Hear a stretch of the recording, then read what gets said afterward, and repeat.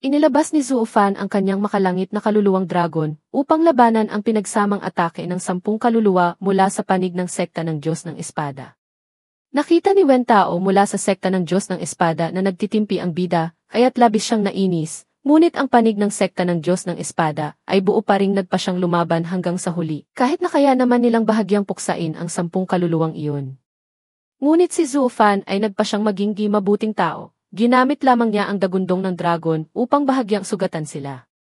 Sa itaas ng entablado, napansin na ni Zhao Dezhu ang panganib na nagmumula kay Zhu Fan dahil ang susunod na posibleng hahamon sa kanila ay ang Tian Diseng Yizong.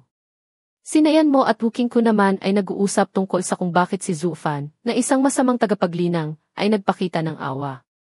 Nagmumuni-muni si Yan Mo, bilang isang alagad ng landas ng demonyo, malinaw sa akin ang isang bagay, napakabigat ng hangarin sa pagpatay ng landas ng demonyo.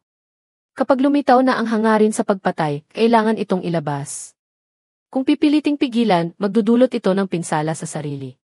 Ang magaan ay pinsala sa katawan, ang malubha ay pinsala sa mental na liwanag, at maaari pang ang masira ang estado ng isip. Ngunit bakit kaya nagpakita ng awa si Zhu-Fan?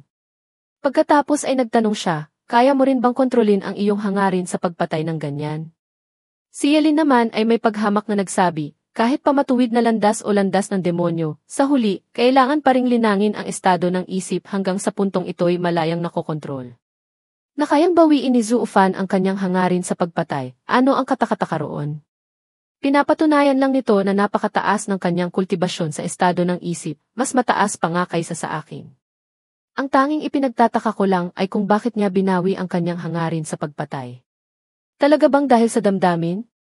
Hindi ito karaniwang ginagawa ng mga nasa landas ng demonyo. Sa kabilang panig, malakas na tumawa si kataas-taasang Heian at sinabi, Bai Mei, nakikita mo ba? Ang mga batang ito ay parang tayo noon. Lumingon si kataas-taasang Bai Mei at tiningnan ang mga matang puno ng pagkamangha ng lahat sa mga upuan ng manonood, saka siya bahagyang umiti, tumango, at sinabing, tama ka. Ang katotohanan dito ay mahirap talagang makita ng karaniwang tao. Ang landas ng demonyo at matuwid na landas, bagamat magkaiba, ay parang lahat ng ilog na dumadaloy patungo sa iisang dagat.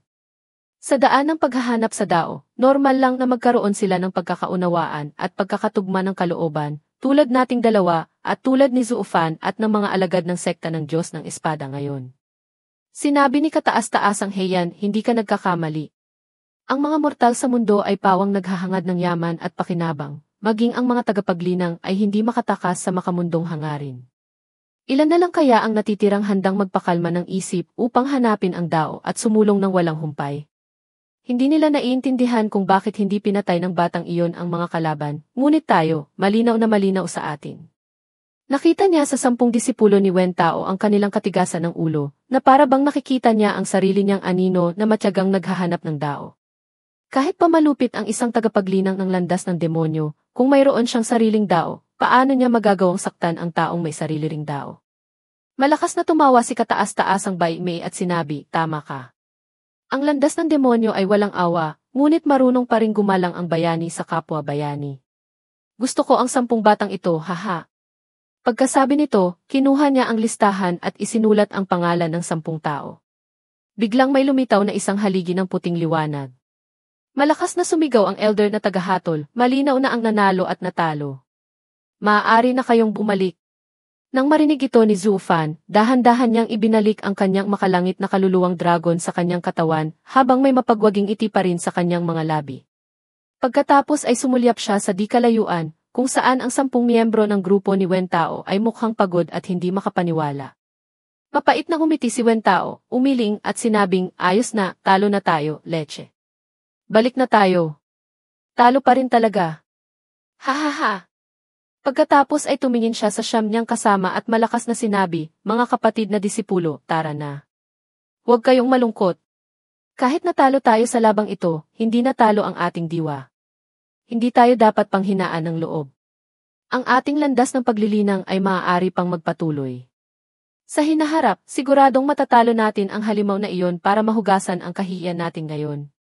Mahinang umiti si Zhu-Fan at sinabi, sigurado ka ba? Kayo ay maglilinang habang ako ay maglalaro lang at hihintayin kayong hamunin ako. Haha! Bahagyang natawa si Wen Tao nang marinig iyon at sinabing, nga. Pagkatapos ay tumayo siya ng tuwid, tumingin sa bida, at malakas na sinabi, sa susunod, siguradong kami ang mananalo. Seryosong sinabi ni Zhu Fan, handa akong maghintay.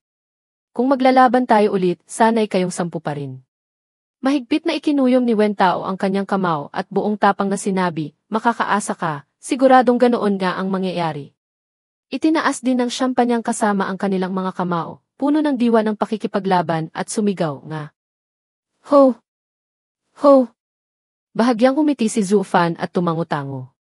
Tunay ngang iyon ang kilos ng dalawang panig ng mga maginoong naglalaban. Sa tabi, ang grupo ni Shi Changlong, matapos ang ilang sandaling paghiga at pagsinghot ng amoy ng lupa at damo, ay nagkamalay na. Pagmulat pa lang ng kanyang mga mata, nakita niya ang isang kamay na inilahad sa kanyang harapan. Iyon pala ay si Wen Tao, ang siyang tumalo kay Shi Changlong hanggang sa sumubsob ito. Nakangiting sinabi ng binata, halika, sabay na tayong lumabas. Tuwang-tuwa si Shi Changlong sa atensyon ng gwapong lalaki, ngumiti siya ng may kasiyahan at iniabot ang kanyang kamay para hilahin siya ni Wen Tao patayo. Sa tabi, lumapit din ang ibang mga alagad ng sekta ng Diyos ng Espada, upang tulungan ang mga natitira mula sa sekta ng demonyong pakana. Si Gi Hu ay ngumiti ng may hiya na parang nakita na niya ang lalaki ng kanyang buhay, habang si Tia Bai Lian naman ay halos magsara na ang mga mata sa kakangiti, marahil ay iniisip na kung ano ang ipapangalan sa kanilang anak. Tahimik na nanood si Zhu Fan at pagkatapos ay ngumiti. Si Tianxiang ang huling lumakad. Bigla siyang lumingon at sinabi, Zhu Fan, alam kong ang mga sasabihin ko ay hindi pagsukat sa sariling lakas, ngunit sa susunod ay hahamunin pa rin kita. Hindi lang dahil gusto kitang talunin, kundi dahil ang aking diwa ng pakikipaglaban ay walang hanggan. At saka, hindi na ako mag-isang hahamon, kundi kasama ang 9 ko pang mga kapatid na disipulo. Nang marinig ito ni Zhu Fan, bahagya rin siyang umiti at tumango-tango. Tumalikod si Tianxiang at determinadong umalis. Bago siya umalis, sinabi sa kanya ni Zhu Fan, si Tianxiang, ang sekta ng Diyos ng Espada ang tanging pangkat na itinuturing kong karapat-dapat. Sa labanang pangkat kayo ang nanalo. Ako lang ang nanalo sa individual na laban. Nang marinig iyon, umitisik si Tianxiang at tuluyan ng naglaho. Sunod-sunod na pagyanig sa kalawakan ang naramdaman habang ang mga alagad ng sekta ng demonyong pakana at sekta ng Diyos ng Espada ay bumalik sa larangan ng digmaan. Isang pambihirang tanawin ang pagkakasundo ng matuwid at demonyong panig ang nagpangiti sa lahat, na nagsabing, mukhang kahit pa matuwid na landas o landas ng demonyo, mayroon pa ring pagkakatulad ang dalawang panig. Malakas na inihayag ng elder na tagahatol, sa pagkakataong ito, sa hamon ng gitnang 3 sekta, ang sekta ng demonyong pakana ay may 9 na miyembro, 8 ang nasugatan. Ang sekta ng Diyos ng Espada ay may 10 miyembro, lahat sila ay nasugatan. Kaya, ang sekta ng demonyong pakana ang panalo. Pagkatapos ay naisip niya, talaga namang kahanga-hanga. Matagal na akong hindi nakakita ng ganito kainteresanteng laban. Agad na umugong ang palakpakan. Lahat ay napatayo. Sa labang ito, ang dalawang sekta ay lumaban ng hayagan at marangal. Ang pagkapanalo ng sekta ng demonyong pakana ay hayagan at marangal din ang kabayanihan at tapang ng dalawang sekta ay lalong nagparamdam sa lahat na maaaring magkasundo ang matuwid at demonyong panig. Kasabay nito, lalo pang naging sentro ng atensyon si Zhu Fan dahil ang pagkapanalo ng sekta ng demonyong pakana ay ganap na dahil sa kanya na nagpahanga sa mga tao. At ang pagpapakita ng awa ni Zhu Fan sa sekta ng Diyos ng Espada ay lalo pang nagdulot ng paggalang sa kanya. Ngayon, naintindihan na ng lahat na ang walang kapantay na dalubhasang ito mula sa sekta ng demonyong pakana ay hindi isang masamang taong walang batas at walang hangganan. Sa entablado, sa pwesto ng Chayan Dizeng Izong, mapanghamak nang umuso si Zhao Dezhu at sinabi, anak ng tokwa. Ang kabutihan at kasamaan ay sabay na umiiral at nagkakaunawaan pa. Talagang kasuklam-suklam. Nang masaksihan iyon ng dalawang kataas-taasang dalawang dragon, labis silang nasiyahan. Pareho silang humiti at humanga sa dalawang koponan. Nang makita ito ni Nayanmo at Wu Qingqiu, hindi nila maiwasang maantig. Sa sandaling iyon, sila rin ay magkatabing matuwid at demonyong panig, na masinsinang nag-uusap mula umaga. Tumingin si Chu Qingsheng kay Zhu Fan at malumanay na sinabi, nakikita niyo ba? Ang taong itinuturing niyang mahalaga, kahit pakalaban, ay tatanggap ng kanyang paggalang. Ito ang kanyang prinsipyo, na sa loob ng maraming taon ay hindi kailanman nagbago. Sa sandaling ito, nagsalita rin siya. Naghihintay na kami ng 84 na taon, mula nang isilang ka hanggang ngayon, palihim kang inoobserbahan at tinutulungan para magkaroon ng araw na ito upang magkita tayong muli. Hindi pa rin makapaniwala sa katotohanan ito, nanginginig na nagtanong muli si Newton. Kayo ba ay mga sugo na ipinadala ng Diyos?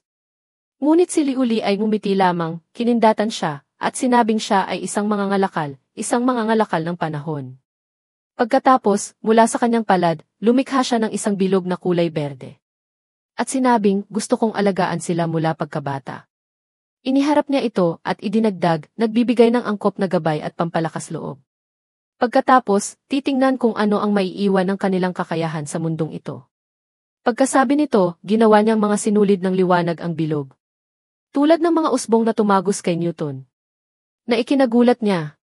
Naku, ano ito? Ano ito? At dinala siya ng mga ito paitaas sa himpapawid. Sumigaw siya, aray. Ang matanda kong baywang. Ngunit bigla siyang bumata. Ha? Gumaling na. Anong pakiramdam ito? Diyos ba talaga ito?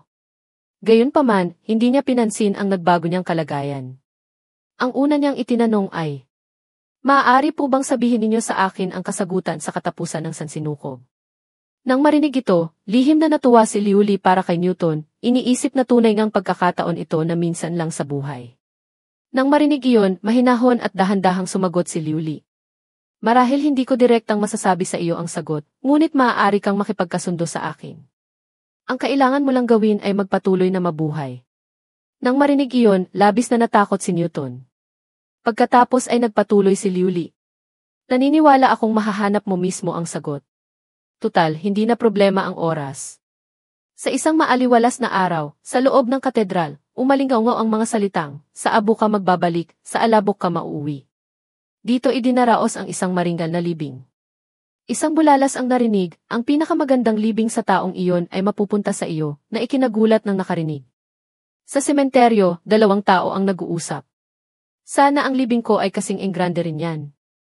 Ang isa naman ay iba, Guro Galileo, ako naman, hindi ko naramdaman ang ganoong pakiramdam noon. Lumapit sa likuran ng dalawa si Liuli at nagsalita. Ang pakiramdam ng dumalo sa sarili mong libing, mahirap ilarawan sa salita, hindi ba? Inamin ng guro. Hanggang ngayon, parang hindi ka panipaniwala ang lahat. Ako at ang Diyos ay kaswal na nag-uusap. Ang dakilang Galileo pala ang guro ko. Sobrang engrande. Pinayuhan ni Liuli. Kung gayon, sa susunod, kailangan mong maging matatag.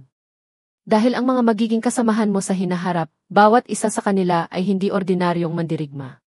Sa ibang panahon at espasyo, sa kapisanan ng mga ermitanyo sa luntiang bundok, si Liuli ay nakaupong nakakrus ang mga binti sa isang gintong upuan, parang hari. Nagsalita siya. Ang kapisanan ng mga ermitanyo sa luntiang bundok at ang klub ng immortalidad ay parehong nasa ilalim ko. Ang dalawang organisasyong ito, bagamat magkaiba ang gawain, ay may iisang layunin. Huminto siya sandali, sinulyapan ang mga nasa ibaba at nagpatuloy. Iyon ay ang paghahangad ng walang hanggang buhay. Ang mga nasa ibaba, na nakasuot ng itim na kapa at talukbong, ay tahimik na nakikinig sa kanyang mga turo. Ito ang organisasyong nag-ugnay sa buong sibilisasyon ng daigdig. Mula pa sa simula ng sibilisasyon ng pinagmulan ng mundo, hawak na natin ito. Pagkasabi niya nito, sabay-sabay na sumigaw ang mga nasa ibaba. Mabuhay ang Panginoon ng panahon! Mabuhay ang Panginoon ng panahon! Pagkatapos, tumayo siya sa pinakamataas na lugar at buong tapang na ipinahayag. Ngayon, batay sa antas ng pagliligtas sa kasaysayan, ipagkakatiwala ko sa inyo ang isang pagkakasunod-sunod sa mga kilos ng mga susunod na henerasyon. Dapat ninyong sundin ang pagkakasunod-sunod na iyon upang malinaw na matukoy ang relasyon ng mga nakatatanda at nakababata. At sinimulan niyang tawagin ang bawat pangalan, Kongming, numero 15. Nagulat si Kongming at naisip, ano? Hindi ba ako ang pinakamatanda? Numero 15. Sino ang 14 na nanauna sa akin? Pagkatapos ay naalala niya na si Liuli ang Panginoon ng panahon. Posible kayang may mga pantas na inayos ni Guro sa sinaunang panahon? Ang pag-iisip na ito ay labis niyang ikinabahala. Sa bahay ni Liuli, nagmumuni-muni siya sa mga nakaraang kaganapan. 5 minuto ang nakalipas, bumalik ako mula 1,727 sa kasalukuyan at agad na nagpatawag ng pulong para sa kapisanan ng mga ermitanyo sa luntiang bundok. Para sa akin, isang iglap lang iyon ng paghihintay. Nakaupo sa kanyang pamilyar na mesa, pinagrus ni Liu Li ang kanyang mga kamay at tinakpan ang bibig. Ngunit para sa kanila, daan-daang taon na ang lumipas. Ang pakiramdam ng pag-uwi ay talagang napakasarap. Habang iniisip ito, nagtatype siya ng mensahe sa kanyang telepono. Sa ibang lugar, sa Cosmic Laboratory No. 2, natanggap ni Mendeleev ang abiso, kinuha ang telepono at sinabi. Tingnan mo sa group chat. May bagong miyembro na naman ba? Nakakainis talaga kapag walang magawa si boss. Binasa rin ni Tesla ang impormasyon sa grupo ng gabay sa misyon. Matapos basahin ang mensahe, nag-aalangan siyang itinama. Hindi bagong miyembro. Narinig iyon ni Mendeleev at sumigaw ng tiha. Pilit na ngumiti si Tesla at sinabing, dating miyembro. Nagmamadaling idiniin ng binata ang telepono sa mukha ni Mendeleev. Tingnan mo dali. Nadahilan para mapaatras si Mendeleev at sumigaw, may sarili akong telepono. Sa screen, ipinapakita ang mensahe mula sa grupo ng misyon ng Club ng Immortalidad. System Announcement, Mission. Numero 15, numero 28, numero 20, numero 30, numero 31 ay darating sa Shenzhen sa loob ng ilang araw. Pagdating nila, salubungin sila ng mga miyembro sa airport. Nag-message si numero 49, mukhang natanggap na ng lahat ang mensahe. Sabay-sabay tayong pumunta. Sumagot si numero 32, ilang daang taon na ang nakalipas mula nang huli tayong magkita. Kumusta na kaya siguro? Biglang sumingit si numero 20 at nagpadala ng isang nakakatakot na ikon. Mabilis na sumagot si numero 15, tinawagan na rin ako ni Guro. Sasama ako sa inyo. Tiningnan ni Tesla ang pinakabagong mensahe at napasigaw, numero 15. Ito ang senpai na may pinakamataas na numero na lumitaw hanggang ngayon. Ngunit hindi gaanong pinansin ni Mendeleev at bumuntong hininga, so maghukay na naman ng libingan si boss. At makikipaglaban na naman sa apoy. Nakakainis talaga. Sa ibang mga pamilya. Ang pamilyang Song ay nagulat, iniisip, sino kaya si numero 15? Ang pamilyang Chen ay nagtatanong sa sarili, mula saang panahon naman kaya siya? Sa pamilyang Rong, si Elder Rong ay nakaupo sa opisina, nag-iisip. Kamakailan lang, walang tigil siguro sa pagpapatawag ng mga sinaunang nilalang mula sa buong mundo. Si Zhang Qian sa huling bahagi ng King, pagkatapos ay sina Tesla, Mendeleev, Faraday, at iba pang sikat na siyentipiko. Sumunod pa si General Yu Fi.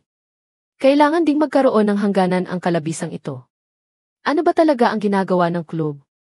Pabalik sa Research Institute, pinag-uusapan ng lahat si numero 15.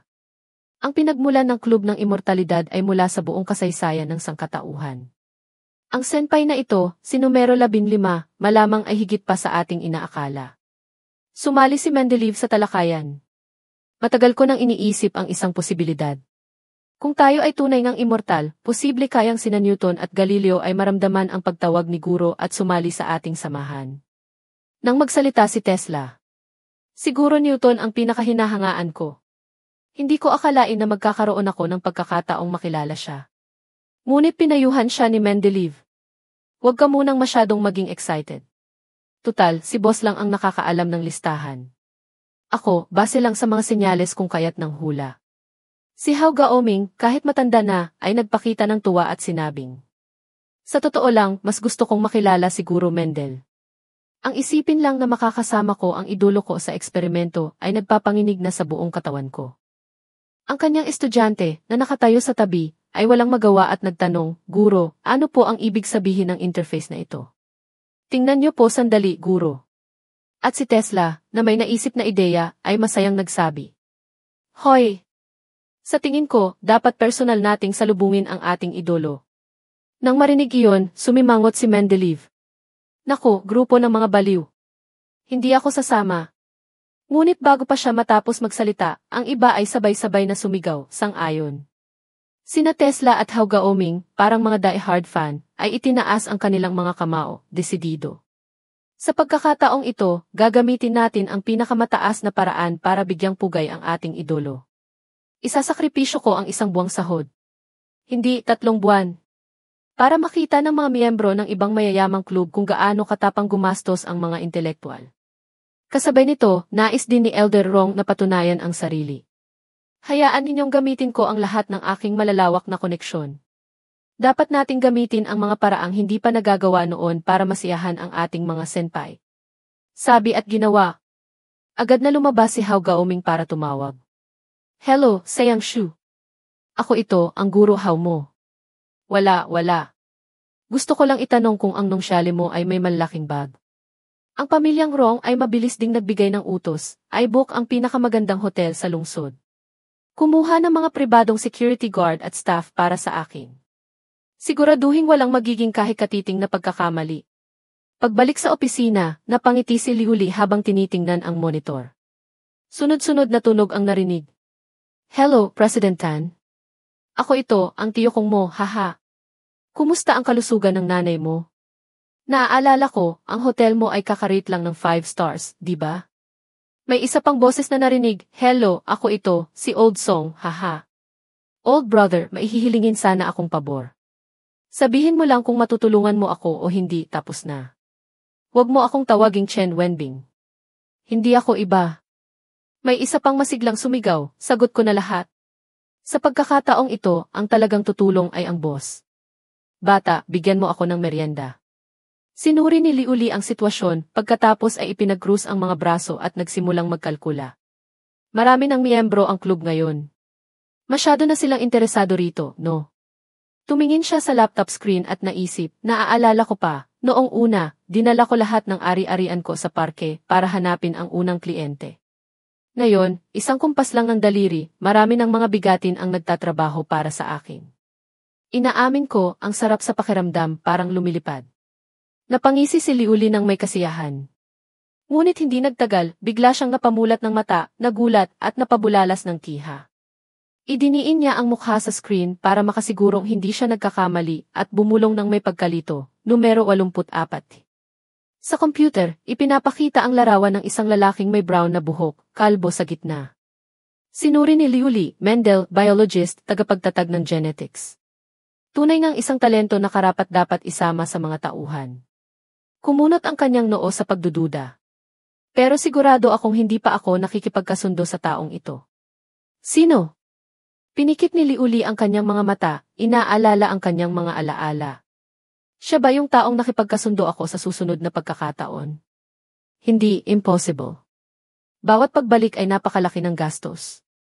Hindi ako maaaring basta-basta bumalik para lang sa taong ito. Tinukoy niya ang kasalukuyang sitwasyon, pagkatapos ay kinuha ang kanyang pocket watch. Mukhang ang kasaysayan talagang nagkaroon na ng paglihis. Kinuha ang telepono, naghanap ng numero, bumulong siya, kailangang linawin ito kaagad. Tumayo si Liuli sa likod ng kanyang mesa, tumingin sa kalangitan at nakipag-usap. Hello, kapatid na kong Ming. Pumunta ka agad sa kapisanan ng mga ermitanyo sa luntiang bundok. Tulungan mo akong mag-imbestiga tungkol sa isang tao. Ang pangalan niya ay Mendel. Mas detalyado, mas mabuti. Kailangan ko ito agad. Magpadala ka ng tao para ihatid ito sa akin ng mabilis. Nagmamadaling sinabi ni Liuli. Sa kabilang linya, naguguluhang nagtanong si Kong Ming. Hello? Men ano? Jen ano? Walang signal di. Bigla siyang napasigaw, oh. Oh. Alam ko na.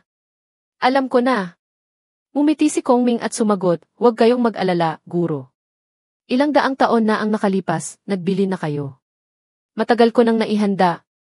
Sa malawak na aklatan, umalingaw-ngaw ang usapan. Ito ang impormasyon tungkol sa mga kaganapan sa buhay ng mga miyembro at ang mga kasunod na hinuha.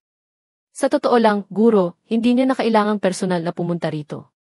Nang marinig iyon ni Liuli, kumuha siya ng isang dokumento at nagtanong, isang iglap lang, ang dami mo nang nasabi. Guro Kong Ming, tunay ngang karapat-dapat kang tawaging manghula ng kapalaran. Tumawa si Kong Ming, hihe, kaunting kaalaman lang. Itinaas niya ang isa pang sisi ng dokumento at ipinagmalaki, ito ang dokumento tungkol kay Mendel. Ako mismo ang nag-ayos niyan. Sulat kamay yan, ha? Maaasikaso, di ba? Kinuha ito ni Liuli at sinimulang basahin, Mendel ay huminto sa pag-aaral dahil sa kahirapan ng pamilya. Pumasok sa monasteryo at naging guro sa isang middle school, nagtuturo ng natural science. Dahil sa kanyang mahusay na pagganap, inirekomenda siya sa universidad para sa mas malalim na pag-aaral. Gayunpaman, nakatanggap siya ng sponsorship, ngunit hindi pumasok sa itinalagang universidad. Sa halip, nag-aral siya sa medical school at naging doktor. Pagdating dito, natuklasan ni Liuli ang problema. Dito ba nagsimula ang paglihis? Tila nahulaan ni Kongming ang iniisip ng binata at sinabing tama. Kung walang interbensyon mula kay guro, ganito sana ang mangyayari. Kaya naman, ang pag-unlad na may kinalaman sa genetics ay maantala ng mga dekada. Nag-isip si Liu Li, kung ang mga isinulat ni Kongming ay maaaring nangyari na sa kasaysayan, ibig sabihin, ang kasaysayan ngayon ay maisumulat na muli. 1856, si Mendel ay bumalik mula sa Universidad ng Vienna, patungong Brno at nagsimula ng 8 taong eksperimento sa mga gisantes, ang simula ng pag-unlad ng genetics ng sangkatauhan. Malalim na nag-isip si Liu Li at nagtapos, at ang mga taong iyon siguradong ako, at ang kapisanan ng mga ermitanyo sa lunti ang bundok. Pagkatapos, itinaas niya ang kanyang kamay at lumikha ng isang magandang gintong portal ng panahon. Bago umalis, lumingon si Liu Li para sana magbilin kay kapatid na Kongming, ngunit bago pa siya makapagsalita, itinaas na ni Kongming ang 2 daliri. Malinaw na. Itatala ko ng detalyado ang mga hinuha ng 2 takbo ng kasaysayan. Pakikumusta mo na lang ako sa aking sarili noong 100 taon na ang nakalipas, ha? Napangiti si Liu Li at pinuri, talagang maaasahan. Mabilis na naisuriin muli ang kasaysayan, agad siyang tumakbo papasok sa portal ng panahon, iniisip. Mabuti na lang at natuklasan ang mga irregularidad. Kung walang napapanahong pagpapatunay at interbensyon, ano kaya ang magiging kahihinatnan? Hindi ko kayang isipin. Ang mga taon ay mabilis na lumipas, 2022, 2002, 1800, 1871, 1871. Ang oras ay may matinding kapangyarihan sa pagwawasto ng mga pagkakamali. Ang maliliit na takbo ay maaaring magbago, ngunit ang malaking takbo ay hindi. Ang batas ng panahon ay talagang malamig at malupit. Hindi ako maaaring magkamali kahit kaunti. Huminto ang paglalakbay sa monasteryo. Si Mendel ngayon ay kumakaway ng pamamaalam sa mga makukulit na bata. Sumigaw siya para magbilin. Huwag masyadong maglaro at kalimutan ang inyong takdang aralin, ha? Masunurin silang sumagot, opo. Bumuntong hininga si Mendel, pagkatapos ay bumalik sa kanyang pang-araw-araw na gawain pagkatapos ng klase. Ang mga sariwang berdeng dahon ay kumikinang sa ilalim ng sikat ng araw. Tinitingnan ang halaman sa paso na pinaghirapan niyang alagaan, na malusog na ganito, bahagyang napangiti si Mendel at sinabi sa sarili, lumaki kayo ng mabilis, mga bata. Biglang may dumaan at tumawag sa kanya, Mendel, nandyan ka pala. Pinapatawag ka ng abot. Pumunta ka raw agad sa monasteryo. Tumingala siya at binati si Joseph. Nga, ang tagal na nating hindi nagkita. Naglalakad ang dalawa sa looban ng monasteryo, nag-uusap.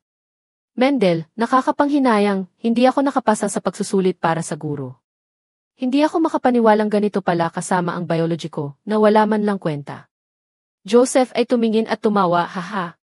Pero henyo ka pa rin, hindi ba? Maging ang abot ay gustong-gusto ka.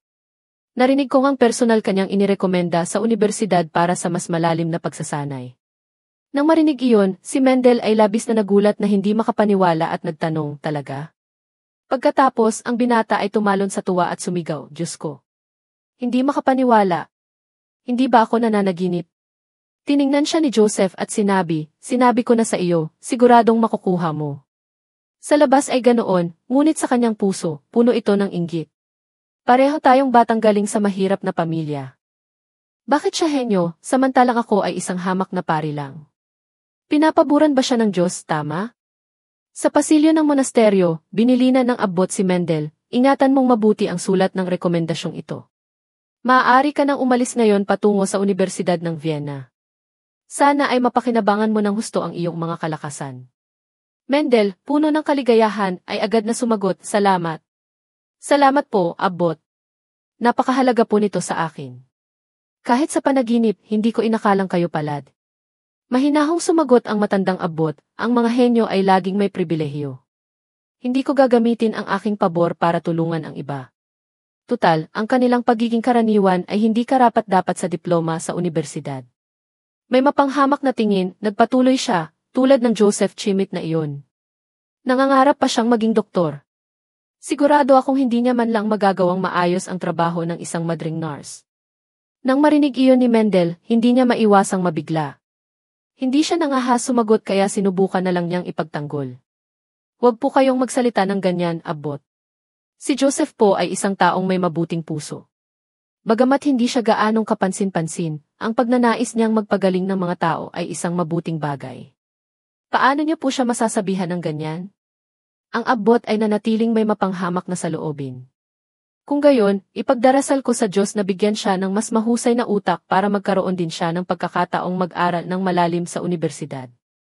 Kanina pa, si Joseph ay nagtatago sa ikalawang palapag, nakatingin sa ibaba, pinakikinggan ang buong usapan nila. Malamig siyang nag-isip.